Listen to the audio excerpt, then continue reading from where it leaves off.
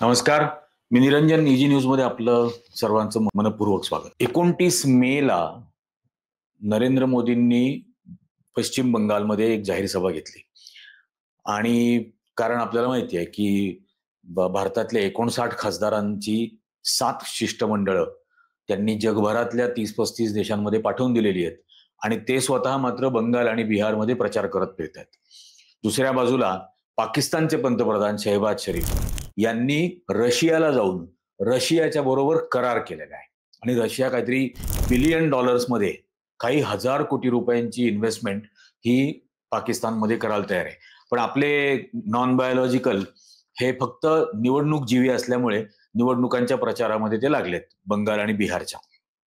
तर बंगालमध्ये जी जाहीर सभा होती त्या बंगालच्या जाहीर सभेमध्ये पहिल्यांदा त्यांचा भाजपचा प्रदेशाध्यक्ष हा भाषण करताना असं म्हणाला की माझ्या समोर बसलेले हजारो कार्यकर्ते हे पश्चिम बंगालची निवडणूक ही ऑपरेशन सिंदूर प्रमाणे ऑपरेशन बंगाल अशी लढवतील आणि या सिंदूरचं महत्व घरोघरपर्यंत नेऊन पोहोचवतील. आता असं अशा पद्धतीचं वाक्य बोलणंच मुळामध्ये अत्यंत खरं तर आक्षेपार्ह आहे. याचं कारण असं आहे की ऑपरेशन सिंदूर आणि ऑपरेशन बेंगॉल हे तुम्ही एकसारखं समजता? ऑपरेशन सिंदूर हे अतिरेक्यांच्या विरोधामध्ये होतं किंवा अतिरेक्यांना मदत करणाऱ्या पाकिस्तानच्या विरोधामध्ये होतं आणि ऑपरेशन बंगाल याची तुलना तुम्ही त्या आतंकवाद्यांच्या विरोधामध्ये केलेल्या कारवाईशी करता. पश्चिम बंगालची लोक भाजपच्या नेत्यांना हे अतिरेकी वाटतात, आतंकवादी वाटतात. ही कुठल्या पद्धतीची तुलना झाली की ऑपरेशन सिंदूर प्रमाणे ऑपरेशन बंगाल आता करणार म्हणून. आणि मग हे सगळं हा सगळा प्रकार झालेला आहे. याच्यानंतर म्हणजे विशेष लक्षात घ्यायला हवी याच्यातली गोष्ट की ममता बॅनर्जींचा भाचा अभिषेक बॅनर्जी हा या नॉन बायोलॉजिकल प्राण्यांनी जे 7 शिष्टमंडळ जगामध्ये पाठवलेली आहेत 59 खासदारांची त्याचा हा सदस्य आहे. अभिषेक बॅनर्जी तृणमूल काँग्रेसचा खासदार म्हणून तो त्या शिष्टमंडळामध्ये सामील आहे आणि तो जगभरातल्या देशांना जाऊन सांगतोय ऑपरेशन सिंदूरच्या पाठीमागची भारताची भूमिका काय होती आणि या आतंकवादाच्या विरोधामध्ये भारत काय लढतोय. हे हे पश्चिम बंगालमधल्या तृणमूल काँग्रेसचा खासदार हे बाहेर जगामध्ये बोलतोय, पण भारताचा पंतप्रधान मात्र त्यांच्या राज्यामध्ये जाऊन फक्त निवडणुकीचा प्रचार करतोय आणि त्यांच्यावरच टीका करतोय. आणि ऑपरेशन बंगाल हे ऑपरेशन सिंदूर प्रमाणे आम्ही राबवू. म्हणजे या राजकारणाची स्तर हा किती घाणेरड्या पातळीवरती नेलाय. एकीकडे तुम्ही त्याच पक्षाच्या खासदारांची मदत घेता या जगभर तुमचं प्रतिमा, तुमची आबरू, तुमची इज्जत वाचवण्यासाठी म्हणून, आणि दुसऱ्या बाजूला त्यांच्याच विरोधामध्ये जाऊन काहीतरी घाणेरडं बोलायचं. म्हणजे मोदी असं बोलले की पश्चिम बंगालमधलं सरकार हे निर्मम, निर्दयी सरकार आहे, क्रुएल गव्हर्नमेंट, अशा अर्थाने ते तिथं बोलले. त्यापुढे ते बोलताना असं म्हटले की सिंदूरवरती प्रेम करणाऱ्या राज्यामध्ये मी आलोय कारण इथं सिंदूर खेला म्हणजे दुर्गा पूजेचा संदर्भ घेऊन मोदी असं बोललाय की म्हणून मी बंगालमध्ये आलेलो आहे कारण तुम्हाला सिंदूरचं महत्व आहे आणि तुम्ही सिंदूर खेला करता. आता या सगळ्या गोष्टीचं निवडणुकीसाठीचं रोज खालच्या पातळीवरचं राजकारण हा मनुष्य करणार आहे का? आणि ही सगळी बडबड करायची की पश्चिम बंगालमधल्या लोकांना राग आला होता पहलगाम मधल्या हल्ल्यानंतर आणि म्हणून आम्ही ऑपरेशन सिंदूर केलं कारण बंगालमधल्या लोकांचं सिंदूरवरती प्रेम आहे. ही काय याच्यातला पद्धत आहे? आणि म्हणून याच्या विरोधामध्ये आम्ही कारवाई केली आणि आपल्या सैनिकांनी पाकिस्तानला सिंदूरचं काय महत्व आहे हे पटवून दिलं आणि म्हणून आता भारतीय जनता पक्ष हा घरोघर सिंदूर पोहोचवणार आहे. मग ममता बॅनर्जी बोलल्या, बोलावंच लागलं त्यांना. त्या असं म्हटल्या की इतकं ऑपरेशन सिंदूर करताय तर तुम्ही बोलता त्या सनातन धर्माप्रमाणे तुमच्या बायकोला जसोदाबेनला पहिल्यांदा सिंदूर पाठवा ना, तुमचा सिंदूर तिला पाठवा. नरेंद्र मोदींचा सिंदूर हा भारतातल्या प्रत्येक घरात हा माणूस पाठवणार का भाजपच्या कार्यकर्त्यांमार्फत? ते स्वतःच्या बायकोला पाठव असं त्या बोलल्या तिथं ममता बॅनर्जी. आणि याचा खरंच विचार करणं गरजेचं आहे. याच्यावरती अनेक जणांनी सामाजिक म्हणजे सोशल मीडियावरती सुद्धा आणि काही राजकीय पक्षांनी सुद्धा की त्यांच्या खाजगी आयुष्याबद्दल बोलू नका. पहिली गोष्ट तर भारतीय जनता पक्ष हा जो प्रयत्न करणार होतं की नरेंद्र मोदींच्या वतीनं देशभरातल्या घराघरांमध्ये सिंदूर पाठवणं, हा देशभरातल्या प्रत्येक नागरिकाच्या खाजगी आयुष्यामधली ढवळाढवळ नव्हती का? प्रत्येक नागरिकाच्या, प्रत्येक कुटुंबाच्या खाजगी आयुष्यामध्ये भारतीय जनता पक्ष ढवळाढवळ करणार होता. केली, म्हणजे ही भाषा वापरलीच होती ना.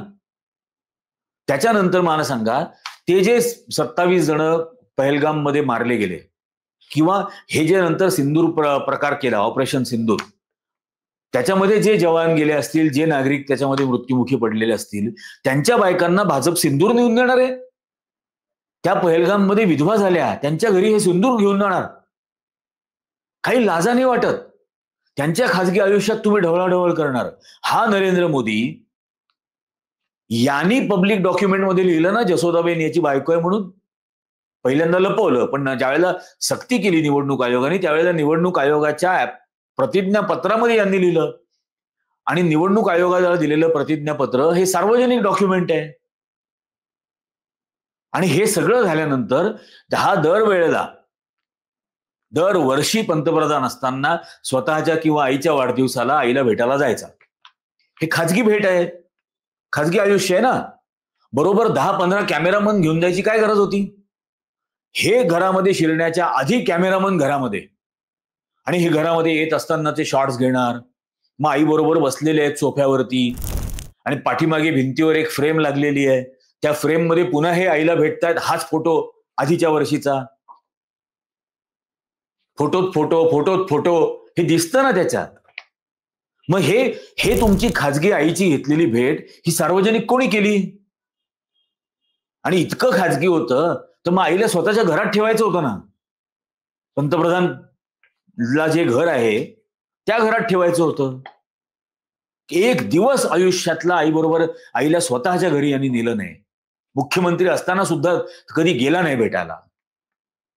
हे कोणी केलं? हे सगळं सार्वजनिक.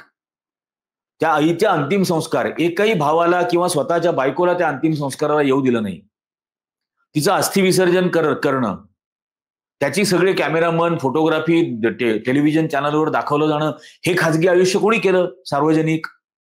या 92 वर्षाच्या आईला बँकेच्या लाईनमध्ये नोटबंदी नंतर कोणी उभं केलं आणि त्याचे फोटो काढले, जगभरातल्या पेपरला पाठवले? कोणी ते सार्वजनिक केलं खाजगी आयुष्य? एखादा जर कर्तबगार आणि आईवर खरा प्रेम असणारा पोरगा असताना तर 92 वर्षाच्या म्हाताऱ्या बाईला बँकेच्या लाईन मध्ये उभं नसतं केलं, स्वतः जाऊन आणले असते, स्वतः पोहोचवले असते आईपर्यंत पैसे. यांनी त्याचंही राजकारण केलं. शशी थरूर, ज्या शशी थरूरांची आता मदत घेतोय हा मनुष्य, त्या शशी थरूर यांची पत्नी होती सुनंदा पुष्कर. तिच्याकडे किती संपत्ती आहे, किती पैसे आहेत, हा तिचा त्यांच्या आयुष्याचा खाजगी भाग आहे. हा बोलला ना सार्वजनिक करून. 55 करोड की गर्लफ्रेंड म्हटला. बायको होती त्यांची ती. 55 करोड की गर्लफ्रेंड. नंतर त्यांच्या निधनानंतर त्यांच्या मृत्यूची चौकशी आणि त्याच्यात शशी थरूरांना आणायचं, त्याच्यावरती टेलिव्हिजन चॅनल्सवर चर्चा. हे शशी थरूरांचं खाजगी आयुष्य कोणी सार्वजनिक केलं? रेणुका चौधरी काँग्रेसच्या राज्यसभेतल्या खासदार होत्या. त्यांना शूर्पणखा म्हटला होता. त्या कशा दिसतात हा त्यांचं खाजगी आयुष्य आहे. हा याला कोणी अधिकार दिला त्यांना शूर्पणखा म्हणायचा? मनमोहन सिंग संसदेमध्ये बोलला. मनमोहन सिंग हे रेनकोट घालून आंघोळ करतात. आंघोळ करणं हे मनमोहन सिंगांचं खाजगी आयुष्य आहे का? यांनी त्याच्याबद्दल सार्वजनिक चर्चा केली. सोनिया गांधी काँग्रेस की विधवा, त्यांचं विधवा असणं हे त्यांचं खाजगी आयुष्य आहे का? त्याबद्दल तुम्ही सार्वजनिक चर्चा करता. आणि काँग्रेसची विधवा आहे का त्या राजीव गांधींच्या विधवा आहेत. कशाची पोचपाच नाही, लज्जा नाही, शरम नाही. वाटेल ते मनाला येईल ते हा बोलणार, इतरांच्या आयुष्याबद्दल बोलणार, खाजगी आयुष्यांबद्दल. उद्धव ठाकरेंबद्दल काय बोलला? उद्धव ठाकरे आणि बाळासाहेब ठाकरे या नात्याबद्दल हा माणूस काय बोलला होता? त्यावेळेला याला चालत होतं सर्वांच्या खाजगी आयुष्याची चर्चा करणं. सोनिया गांधींना जर्सी गाय, कांग्रेस की विधवा, राहुल गांधींना हायब्रिड प्रॉडक्ट, हे कोणाचं खाजगी आयुष्य हा सार्वजनिक करत होता? तेव्हा याला काही लाज आणि शरम वाटली नाही? आणि याच्या बायकोला सिंदूरकाण्या पाठवत हा ममता बॅनर्जींनी प्रश्न विचारल्यानंतर त्याच्याबद्दल बोलायचं नाही, त्याच्याबद्दल बोलायचं नाही, हा सगळ्या दुनियेचं खाजगी आयुष्य सार्वजनिक करणार. ममता बॅनर्जींनी मात्र किंवा इतर दुसऱ्या कोणाने मात्र त्याबद्दल बोलायचं नाही, असं होऊच शकत नाही ना.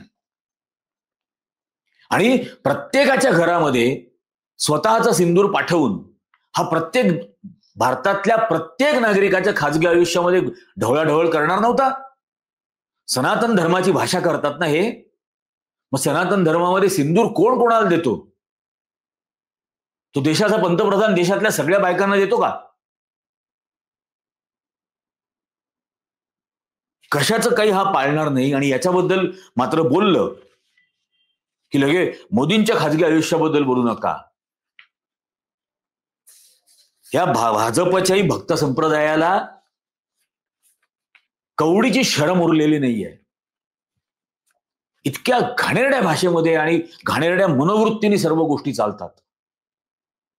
पण आज हे ज्या वेळेला वाचायला मिळालं, त्यावेळेला वाटलं. आणि कोण? ममता बॅनर्जींचा 2019 सालचा किस्सा आहे. ममता बॅनर्जींनी दुपारी काहीतरी 4 वाजता ट्विट केलं. मोदींच्या वाढदिवसाच्या बद्दल त्यांना ट्विटरवरून त्यांनी शुभेच्छा दिल्या. ममता बॅनर्जींनी दिल्या. दिल्लीला त्या बैठकीला जायचं होतं म्हणून एअरपोर्टवरती पोहोचल्या. तिथं जसोदाबेन भेटल्या. जसोदाबेन आणि त्यांचा भाऊ त्यांनी हात जोडून आभार मानले की तुम्ही माझ्या राज्यामध्ये, बंगालमध्ये तुम्ही आलेला आहात, मी तुमचं स्वागत करते. त्यांना एक साडी भेट दिली. दुसऱ्या दिवशी त्या दिल्लीला गेल्या. नरेंद्र मोदींनी ट्विटरवरती उत्तर दिलं होतं या गोष्टीला की ममता बॅनर्जी दरवर्षी वाढदिवसाला मला मिठाई आणि कुर्ता पाठवतात. या ममता बॅनर्जी यांना ही वेळ का आणली बोलण्याची? पण कुठल्याही पद्धतीचे साधन शुचितेबद्दल बोलणारे हे भाजप आणि RSS वाले हे अतिशय खालच्या थराला जाऊन या देशात राजकारण करतायत. एका बाजूला बघा, पाकिस्तानचा पंतप्रधान जगभरातून कुठेही दौरा न करता त्याला समर्थन मिळतं. कुठेही दौरा न करता. रशिया त्यांच्याबरोबर करार करतो. भारताचा मित्र रशिया हा पाकिस्तान बरोबर करार करतो. बिलियन्स ऑफ डॉलर्स, हजारो कोटी रुपयाची गुंतवणूक तिथं करण्याचं कबूल करतो. आणि हा 11 वर्ष जगभर 8,000 कोटीच्या विमानातून फिरत होता, विकत घेतलेल्या स्वतःसाठी. रोज 10 वेळेला कपडे बदलून जगभरातल्या नेत्यांना मिठ्या मारत होता. कवडीचा उपयोग झाला नाही भारताला. कवडीचा उपयोग झाला नाही. 10-10, 12-12 वेळेला डोनाल्ड ट्रम्प बोलला की डोनाल्ड ट्रम्पनी व्यापाराची धमकी देऊन हे सीजफायर घडवलं. त्याचा साधा निषेध किंवा धिक्कार करण्याची हिंमत नाही यांच्यात. कारण यांचा प्राण गुंतलाय त्या गौतम अडाणीमध्ये की त्याचा काहीतरी तपास होईल आणि त्याला अटक झाली तर मग सगळं बिंग बाहेर येऊ शकतं. याच्यामुळं सगळी ही लाचारी चाललेली आहे. आणि यामुळे हे परराष्ट्र खात्याचं आणि स्वतःचं अपयश लपवण्यासाठी म्हणून नरेंद्र मोदींना विरोधी पक्षाच्या खासदारांना सोबत घेऊन शिष्टमंडळ पाठवायला लागतात. आणि तो निशिकांत दुबे, भारतीय जनता पक्षाचा खासदार, मुस्लिम समाजातल्या लोकांबद्दल आणि धर्माबद्दल अत्यंत घाणेरड्या ट्विट्स करणारा, कॉमेंट करणारा मनुष्य, आता मुस्लिम राष्ट्रांमध्ये जाऊन सांगतोय की भारतामध्ये हिंदू, सिख, मुस्लिम, ईसाई सगळेजण भयभयी आहेत म्हणून.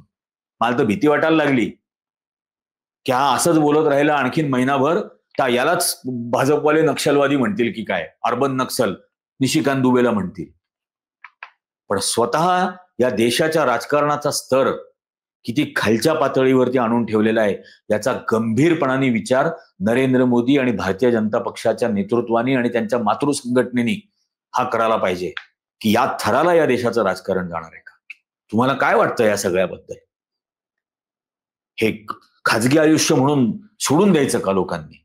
आणि हे कोणाच्याही खाजगी आयुष्यामध्ये ढवळाढवळ करणार त्याला मान्यता द्यायची का? काय वाटतं तुम्हाला? इथं खाली कॉमेंट करून सांगा. हा व्हिडिओ जास्तीत जास्त लोकांपर्यंत पोहोचवा. जास्तीत जास्त जणांनी याला लाईक करा. जास्तीत जास्त जणांना हे चॅनल सबस्क्राईब करायला सांगा. तुमचं पाठिंबा असेल, समर्थन असेल तर सतत हे सत्य सांगणं आणि सैतानांना शर्मिंदा करणं हे करत राहू. आजच्या भागात इतकंच. धन्यवाद.